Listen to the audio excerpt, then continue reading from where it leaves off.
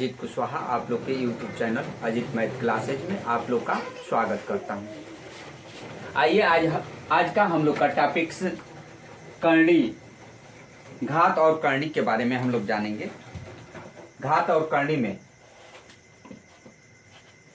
कुछ इनके नियमों के बारे में जान लेते हैं कि पावर्स क्या होते हैं, इंडिसेस एंड सर्ड्स क्या होते हैं, घात और करणी पावर्स क्या होता है।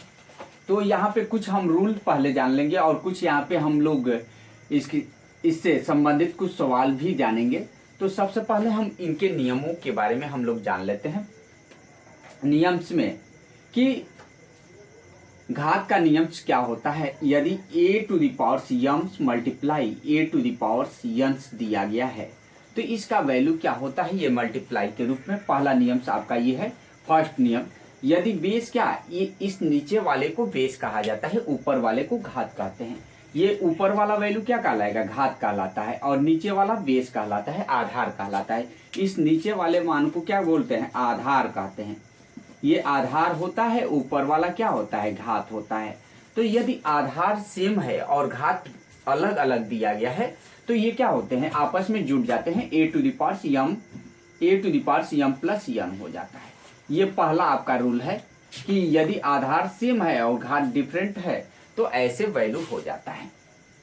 दूसरा, यदि a to the power m divided a to the power n है तो ये क्या हो जाता है, a to the power m minus n हो जाता है। यह सेकेंड रूल्स होता है, इसको आप लोग को अप्लाई करना है। इसके आगे क्या होता है, तो इसके आगे यदि a to the power m equal to a to the power यंस दिया गया है। यहाँ पे आधार क्या है, सेम्स दिए गए हैं।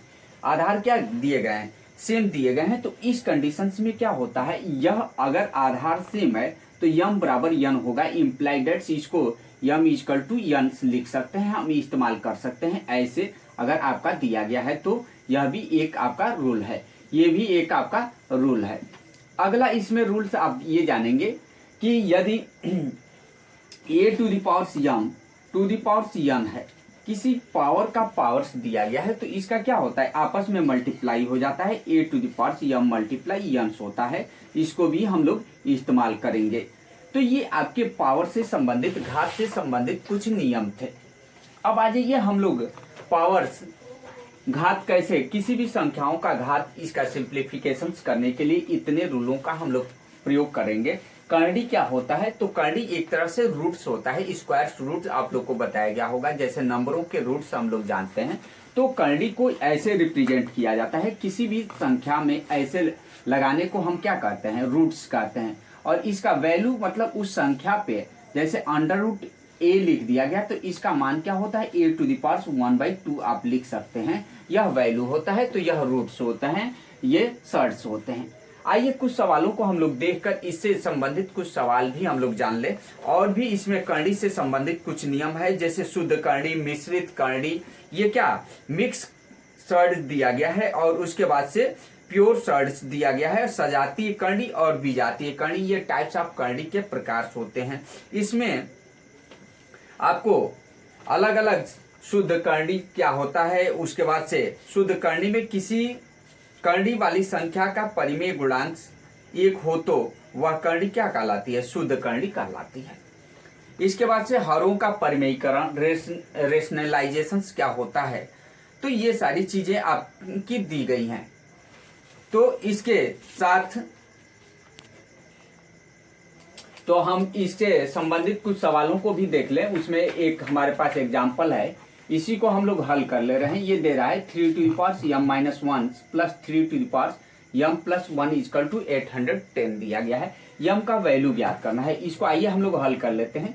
इसको मैं लिख रहा हूँ 3 to the power m multiply 3 to the power minus 1, और इस चीज को मैं क्या लिख दे रहा हूँ, 3 to the power m multiply 3 लिख दिया, और इक्वल टू 810 मैं लिख दिया।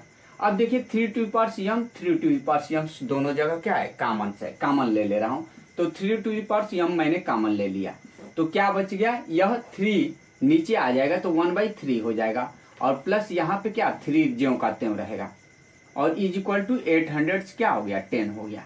अब यह 3 टू द पावर m ज्यों का त्यों और यह 3 3 जा 9 और प्लस 1 10 हो जाएगा, तो ऊपर 10 डिवाइडेड क्या हो गया 3 इजकल टू 810 आपका आ गया। 0 0 से कैंसिल और इसका इसमें मल्टीप्लाई कर देंगे तो 3 to the power m equal to 3 multiply 81 हो गया। इसका हम अगर फैक्टराइजेशन करते हैं बाई प्राइम फैक्टराइजेशन तो 3 टू द पावर 4 और एक ये 3 टू द पावर 5 हो जाएगा। हम कर यहाँ दिखला दे रहे हैं 3 to the power m equal to क्या, ये 3 ज्यों करते हैं और इसको तोड़ेंगे तो 3 मल्टीप्लाई 3 मल्टीप्लाई 3 मल्टीप्लाई 3 होगा।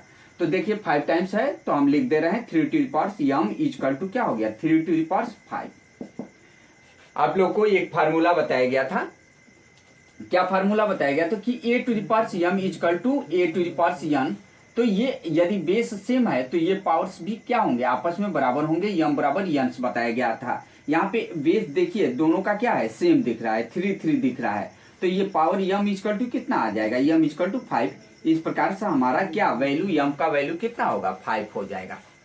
अगले नेक्स्ट क्वेश्चन को हम लोग देख लेते हैं। इस सवाल में दिया गया है कि x to the power y equal to y to the power x, तो x by y to the power x by y का हमको वैल्यू ज्ञात करना है। यहाँ पे ध्यान दीजिए हम इस सवाल को कैसे करेंगे, तो इस सवाल को हल करने के लिए हम क्या कर रहे हैं, ये दिया गया है यहीं पे लिख दे रहा हूं इस सवाल को।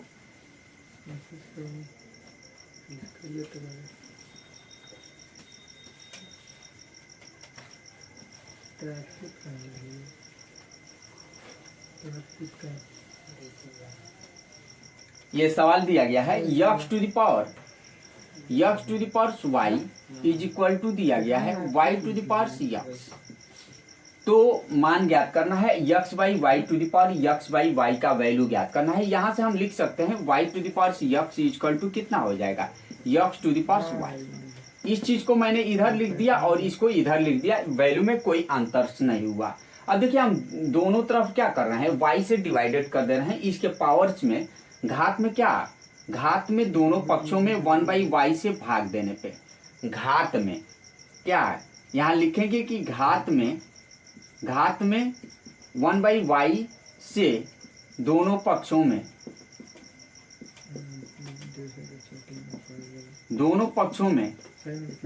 भाग देने पे dividing both sides in powers 1 by y. ठीक है, तो ये क्या हो जाएगा, यहाँ पे 1 बाई वाई होगा तो ये y to the power x by Y आ जाएगा और इधर क्या हो जाएगा, देखिए y y कैंसिल हो जाएगा तो केवल x हो जाएगा। इक्वेशन फर्स्ट हम इसको मान ले रहे हैं। अब क्या कर रहे हैं कि हम दोनों तरफ x to the power y by x to the power क्या कर रहे हैं, x बाई वाई से भाग दे रहे हैं। अगेन समीकरण 1 में अगेन पुनः क्या कर रहे हैं, समीकरण 1 में x टू द पावर क्या लिख दे रहे हैं, x बाई वाई क्या कर रहे हैं, x by y x to the power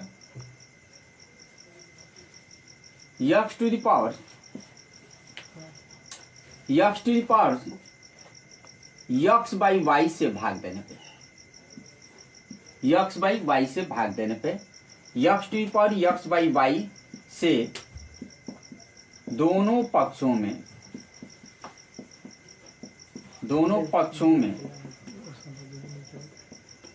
भाग देने पर,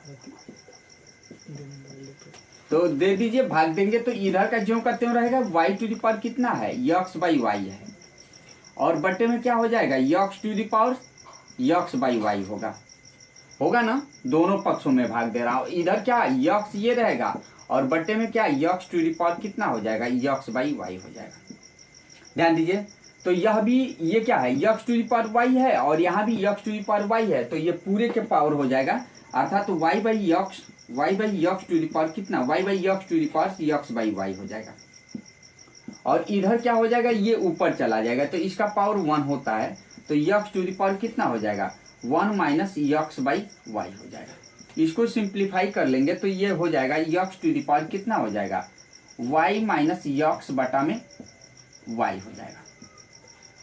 हमको मान पूछ रहा है कि x बाई वाई का मान पूछ रहा है, यहाँ y बाई x का टू द पावर इतना आया है, तो इसका हम लोग उल्टा कर लें। इसका क्या कर लें, इसका उल्टा हम लोग कर लेते हैं। तो इसका उल्टा कर लेंगे तो क्या आ जाएगा ये माइनस में कन्वर्ट हो जाएगा। इसको हम केवल इस वाले को बदल रहे हैं, इस अंदर वाले वैल्यू को, तो इधर का भी वैल्यू क्या हो जाएगा, बदल जाएगा, उल्टा हो जाएगा। ठीक है, तो ये आपका आ जाएगा, वैल्यू आ जा रहा है इम्प्लाइड डेट्स, ये आपका वैल्यू डायरेक्ट हम लिख दे रहे हैं। ये वैल्यू आएगा y by x equal to हो जा रहा है, या x by y equal to x by y equal to x by y. ध्यान दीजिए, यह यक्स बाई वाई करेंगे तो इधर का वैल्यू क्या हो जाएगा, ये माइनस हो जाएगा। ठीक है, तो इधर आपका वैल्यू बदल रहा है तो इधर भी वैल्यू क्या हो जाएगा, ये भी बदल जाएगा। और ये x by y equal to x by y equal to direct यहाँ पे आपका आ जाएगा, ये वैल्यू आ जा रहा है यक्स टू द पावर, ये वाला आगे आ जा रहा है यक्स बाई वाई और -1 हो जाएगा। मतलब ये माइनस यहाँ पे हुआ है, इस वैल्यू को मैंने उल्टा किया तो यहाँ माइनस आया, इस माइनस से बोथ साइड से हमने क्या कर दिया, भाग दे दिया। तो ये प्लस था तो ये माइनस हो गया, ये माइनस था तो प्लस हो गया, अर्थात इतना वैल्यू आ गया। और यही आपसे पूछा जा रहा है। तो x by y to the power x by y equal to क्या है, x to the power x by y -1 इतना वैल्यू होगा। ठीक है, अगला क्वेश्चन हम लोग देख लेते हैं। इस सवाल को भी हम लोग इसी प्रकार से हल कर लेते हैं। अगला क्वेश्चन मेरे पास दिया गया है, ये रेशनलाइजेशन में दिया गया है। परिमेयीकरण से हम लोग को इसको सिंप्लीफाई करना है, रेशनलाइजेशन से कैसे हल करेंगे देख लेते हैं। इस सवाल को भी देख लेते हैं। ये आपसे पूछा जा रहा है कि इतना दिया गया है कि कितना 5, ये दे रहा है कि 5 + 2 √3 डिवाइडेड 7 + 4 √3 दिया गया है इजकल टू a + b √3। तो a का मान, अब ध्यान दीजिए a और b दोनों का भी मान आपसे पूछा जा सकता है, लेकिन यहाँ पे पूछा गया है b का मान ज्ञात कीजिए, कोई समस्या नहीं है। इस तरह के सवालों को परिमेयीकरण किया जाता है। परिमेयीकरण आपको बताया जा चुका गया है कि कैसे करते हैं। यह देखिए, ध्यान दीजिए, थर्ड क्वेश्चन क्या कह रहा है, तो थर्ड क्वेश्चन को हम ऐसे हल कर लेंगे। ये 5 प्लस कितना दे रहा है कि 2 √3 डिवाइडेड कितना दिया गया है, तो 7 + 4 √3 इज इक्वल टू दे रहा है a प्लस b और √3।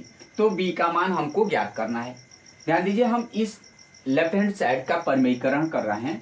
तो परिमेयीकरण करने के लिए क्या है, इस हर वाले के 7 + 4 √3 है, तो 7 - 4 √3 से क्या नॉमिनेटर्स और डिनोमिनेटर्स में मल्टीप्लाई किया जाता है। तो कर दीजिए, ये क्या हो जाएगा 5 + 2 √3 और डिवाइडेड कितना हो जाएगा 7 + 4 √3।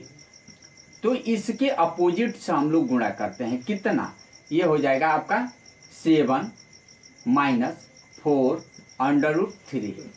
तो अंश में भी इतना ही से गुणा करना पड़ेगा, तो ये क्या हो जाएगा 7 - 4 √3 गुणा कर दीजिए।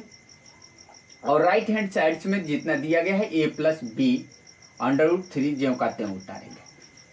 अब इसको देखिए, ये क्या है, एक कोष्टक में a + b, दूसरे कोष्टक में a - b, तो a² - b² के फार्मूले से, और ऊपर वाले का मल्टीप्लाई कर लीजिए। ऊपर वाले का मल्टीप्लाई करेंगे तो किस, पहले 5 से करते हैं, तो 7 × 5 = 35 हो गया, और इसमें गुणा करेंगे तो कितना हो जाएगा 5 को 20, कितना हो गया 20 √3 हो गया। फिर इसका गुणा करते हैं तो ये 7 दूना 14 हो जाएगा, 14 और √3 हो जाएगा। इसका इसमें गुणा करेंगे तो माइनस कितना हो जाएगा 4 दूना 8, और ये कर्णी खत्म हो जाएगा, 4 दूना 8, 8 × 24 हो जाएगा, तो 24 हो जाएगा। और डिवाइडेड कितना हो गया, ये 49, सीधे फार्मूला लगा दिए, क्या है, एक कोष्टक में a + b, दूसरे कोष्टक में a - b, तो फार्मूला हो गया a² - b², तो 7 का स्क्वायर करेंगे तो 49 - 16, और 16 × 48 हो जाएगा, ये 48 हो जाएगा, और इज इक्वल टू क्या हो जाएगा a + b √3 हो जाएगा। अब देख लीजिए, इसमें से हम क्या कर रहे हैं, तो सब्ट्रैक्ट कर दे रहे हैं। ये 24 35 में से घट जाएगा तो कितना होगा 9 बचेगा, 9 नहीं 11 होगा, ये हो जाएगा 11, और ये क्या हो जाएगा, अब देखिए ये 20 में से 14 चला जाएगा तो -6 √3 हो जाएगा, और डिवाइडेड यहाँ नीचे 49 में से 48 गया तो 1 बचेगा और इधर क्या हो जाएगा a plus B under root 3। अब देखिए ध्यान दीजिए, इस तरह के सवालों में दोनों पक्षों की तुलना किया जाता है और एक होता है रियल और एक होता है वास्तविक और एक होता है काल्पनिक। हम लोग कॉम्प्लेक्स नंबर सम्मिश्र संख्या की जब बात करेंगे तो वहां पे सम्मिश्र संख्या की थोड़ी सी हम चर्चा ही कर देते हैं। यहाँ पे सम्मिश्र संख्या क्या होता है, कॉम्प्लेक्स नंबर क्या होता है, सम्मिश्र संख्या क्या होता है। तो यदि कोई संख्याएं क्या a प्लस आई बी के रूप में लिखी जाए, ये क्या हिस्सा होता है, वास्तविक होता है, और ये क्या होता है, काल्पनिक होता है। तो यहाँ पे ये अंडर रूट 3 यह काल्पनिक माना जाता है, अधिकल्पित माना जाता है। तो ये काल्पनिक हिस्सा काल्पनिक हिस्से के बराबर और वास्तविक हिस्सा वास्तविक के बराबर होता है। तो दोनों पक्षों के तुलना करने पे a बराबर क्या आ जाएगा, a बराबर 11 आएगा। a का मान आपसे पूछा नहीं गया है, b का मान केवल पूछा गया है। तो b का मान क्या हो जाएगा, और b इक्वल टू -6। तो इस प्रकार से हमने b का भी मान निकाल लिया और a का भी मान निकाल लिया। यदि a का भी मान पूछा गया होता तो a का मान भी हम लोग लिख सकते थे। तो इस प्रकार आज हम लोग घात और करणी के बारे में कुछ जाने और इससे संबंधित कुछ प्रश्नों को जाने। अगर इन प्रश्नों में और इससे संबंधित सवालों में कोई भी समस्या आप लोग को आती है तो हमारे कमेंट बॉक्स में अवश्य कमेंट करिए और उसको हमारे चैनल को लाइक और सब्सक्राइब अवश्य कर लीजिए। थैंक यू, धन्यवाद।